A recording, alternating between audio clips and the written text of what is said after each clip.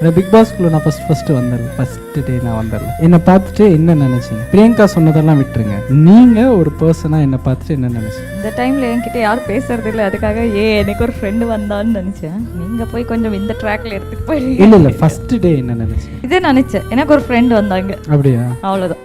Seriously அதுக்காக நான் தான் வந்து பேசியிருக்கேன்.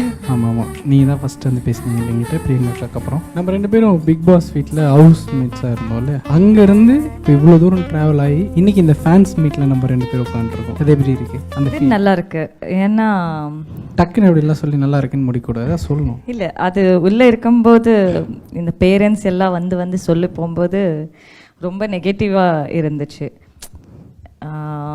இந்த ஃப்ரெண்ட்ஷிப் வேறே தப்பாக போகுது அது இதுன்னு சொல்லும் போது ரொம்ப ஹர்ட் ஆயிடும். ஃப்ரெண்ட்ஷிப்லாம் இல்லைங்க, நான் தான் ஓப்பனாக சொன்னேன். அது எப்படி ஃப்ரெண்ட்ஷிப்? ஓகே ஃபைன், நம்ம பாண்ட். ஓகே. இதுக்கப்புறமா லைக் ஐயோ இது நடக்காது, இதுக்கு ரொம்பவே நெகட்டிவிட்டி இருக்குன்னு நினச்சிட்டு இருந்தோம். எல்லா ஃபேமிலி உட்கார வச்சு ஃபஸ்ட்டு வெளியே வந்த உடனே இனிமேல் அந்த பையன் கூட நீ பேசக்கூடாது, டான்ஸ் ஆடக்கூடாது, எதுவுமே இல்லைன்னு சொன்னாங்க.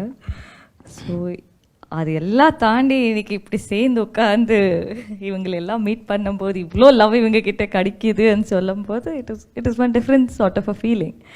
ஏதோ ஒரு அச்சீவ்மெண்ட் மாதிரி இருக்கு. ஓகே. ஹவுஸ் மேட்டாக வீட்டுக்குள்ளே இருக்கும்போது எப்படி இருந்துச்சு, இப்போ வெளியில் என் கூட இப்படி இருக்கிறது எப்படி இருக்கு? சரி இன்னைக்கு விட்டுருங்க, நீங்கள் அந்த போஸ்ட் போடுறதுக்கு முன்னாடி எப்படி இருந்துச்சு வெளியிலையும் உள்ளேயும்? உள்ள என்னன்னா ரொம்ப எக்ஸ்ப்ரெஸ் பண்ண முடியல அமீர்னால.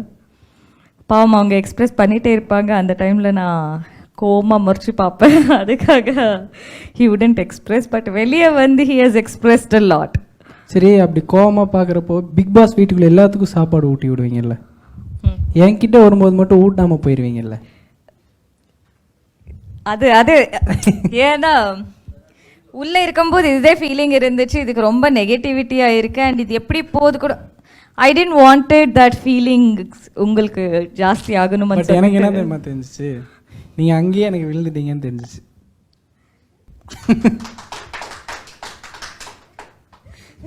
எல்லாத்துக்கும் கொடுத்துருந்தா உங்கள் மனசுக்குள்ளே எதுவும் இல்லைன்னா தைரியமாக எனக்கும் ஊட்டி விட்டுட்டு போயிருந்துருப்பீங்கல்ல.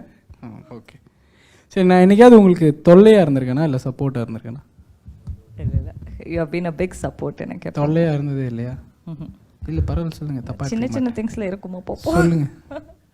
பரவாயில்ல சொல்லுங்கள். அந்த டான்ஸ் விஷயம்லப்பா அவ்வளோதானா? ஆயா. ஓகே. உங்களோட மிகப்பெரிய டிசைரை என் கூட ஷேர் பண்ணணும்னா என்ன பண்ணுவீங்க? ஓடி போலாமா? இன்னும் அந்த டிசைரை ஷேர் பண்ணணும். ஓகே.